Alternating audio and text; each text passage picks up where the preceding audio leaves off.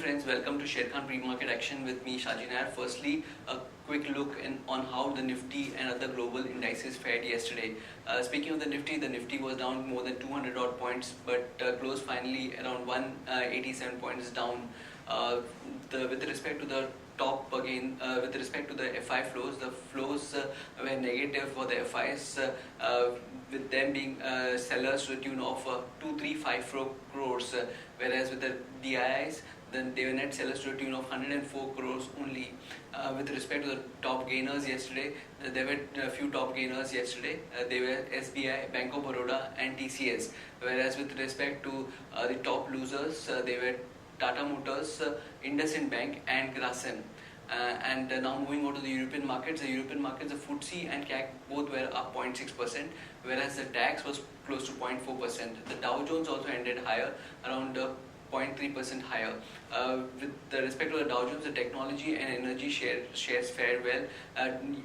The American markets continue to rally post the election of the US president, and yesterday's positiveness is getting reflected in today's market in the Asian indices, with Nikkei being about more than 1% higher, Hang Seng close to 0.5% higher, and the SGX Nifty is trading around 99 points higher. So we can expect a gap up start in the morning. And now over to the derivative update. Good morning friends, we'll give analysis on derivatives. In yesterday's trading session, it was like a carnage which continued in the market. After seeing a sharp fall in Friday's trading session, Tuesday's trade also reacted on a similar note. It opened with on a flattish note, on a negative note, that is with a gap down of around 50-70 odd points. And there was not looking back, and Nifty continued to slide lower in the southward territory, and it continued to inch lower, making new intraday low. It was hardly any time where we have seen some kind of an recovery, but Nifty seen yet another trading session with a sharp fall of over 2%, settled at 8139.55. On the open interest terms, we have seen an addition of around 12.5 odd percentage, which was quite huge. That is, in the absolute terms, 23.85 lakh shares were added in the open interest. Cost of carry, however, increased from 10.7% to 15.5 odd percentage. That is, Nifty premium did increase from 31 points to 32 odd points, indicating, however, we will consider majority of the addition which was seen in Tuesday's trading session, that is in yesterday's trade, was on the shorter side. Put call ratio, interestingly, have dipped lower and it's been trading at around 1 year low. It dipped lower from 0.84 to 0.73. Now, whenever the put call ratio inched low and have been increasing, have been into the zone of 0.60, 0.70, market is in the oversold territory, and hence, and as per the derivative parameters, market has been inching towards its oversold territory, as put call ratio is 0.73 and it's at 1 year low. Volatility index inched higher by around 17%. In the last 2-3 trading sessions, we have seen volatility index shoot up significantly. From 15, it constantly inched higher, and currently it's been trading at around 20.30. It increased from 17.45.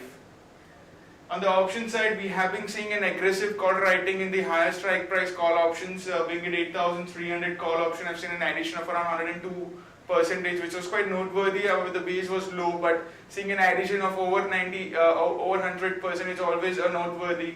While 8,400 call option have also seen an addition of around 81%, and 8,500 call option have seen an addition of around 20% in yesterday's trade. So all in all, the highest call base still remains same at 8,700 strike price call option, while on the put side, we have seen an unwinding in the highest put base of 8,200, and the unwinding is around 13 odd percentage. Now the highest put base now got shift to 8,000 put option, which is now the highest in terms of open interest. And in yesterday's trade, we have seen an addition of around 6% into it. So we have been we aren't seeing any kind of an addition in the put side, since put writers are quite skeptical in shorting put options at current juncture, since market has been showing a free fall from its peak, and hence we have been seeing very minimal addition in the put side. However, the call side, we have been seeing an aggressive call writing, indicating an every rise will see a stiff resistance for the market. And in today's trading session, since the SGX Nifty has been trading 100 points higher, our main focus would be on the activity of 8,300 call option, which saw an 101% addition and if it continues to see an addition, the 8,300 is now immediate resistance for the market in the coming trading session for the series. There are no securities in ban period for today's trade. On the FIS terms, they continue to be net sellers in index futures.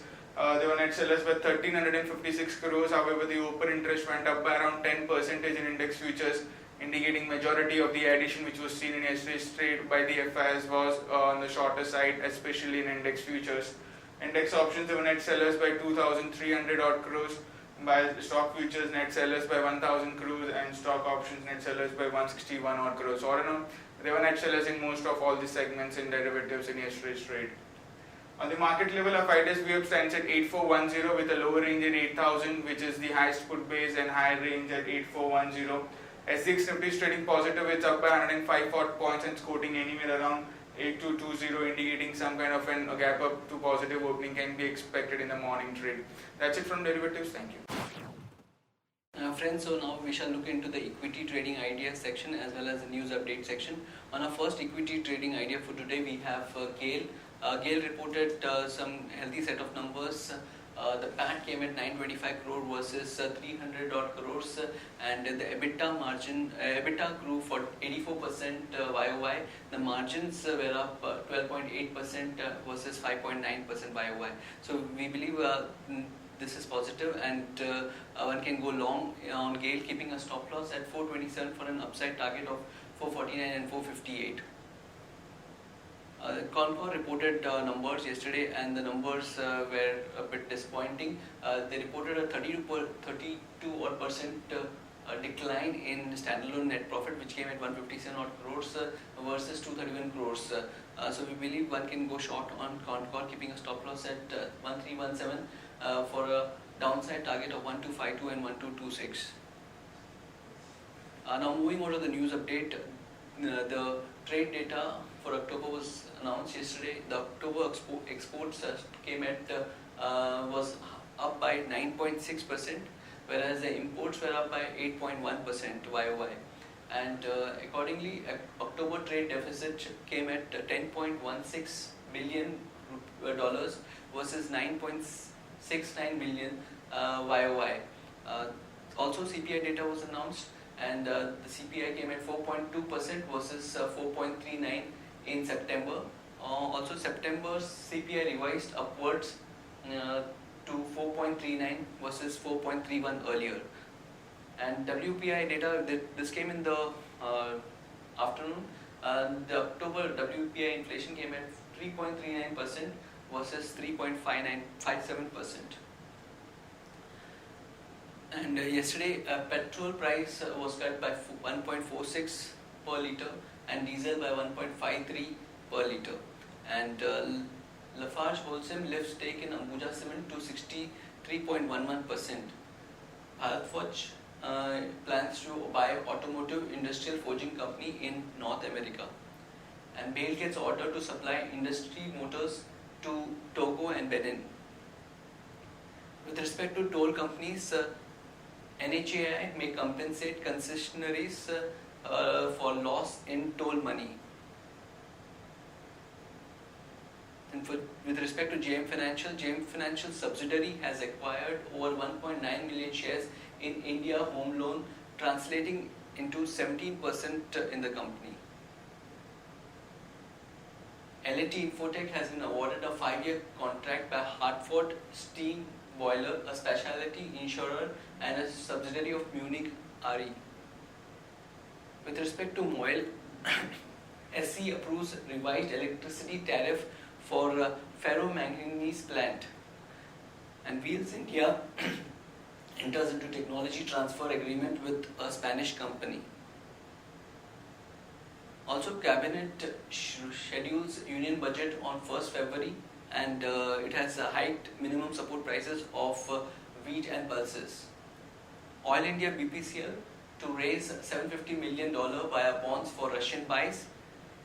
And with respect to Banari Aman, Madras High Court approves merger scheme of Madras Sugar with Self. Wipro ASG Tech partner for enterprise data solution, and ABB India wins order to supply 1600 transformers for railways. Now moving on to the result update. Sri Renuka Sugar's second quarter profit came at 25 million rupees versus a loss of 1.51 billion YOY. PNB Housing Finance, the second quarter net was up 78% at 137 crores, and Tata Global, the second quarter PAT came at 140 crores. For Vardhan Textiles, the net profit grew threefold, and that came at 454 crores against 137 crore in the corresponding period in the prior fiscal. With respect to result update, today we have the following results. Engineers India is expected to come out with 83 crores of profit, Voltas around 60 crores, SCI around 42 odd crores. With respect to the derivative data, we have identified certain stocks which will have positive bias in today's trading, and those are M&M Finance, HCL Tech, SBI, and Bank of Baroda. And likewise, stocks that would trade with a negative bias today are Infratel and HDFC. Also, one can look at the following stocks for investments. They are in our advisory picks: Suven Life Science, Bajaj Holding, NBCC, Triveni Turbine, and HDFC Bank. So friends, that's it from today's Sharekhan pre-market action. Happy trading and happy investing.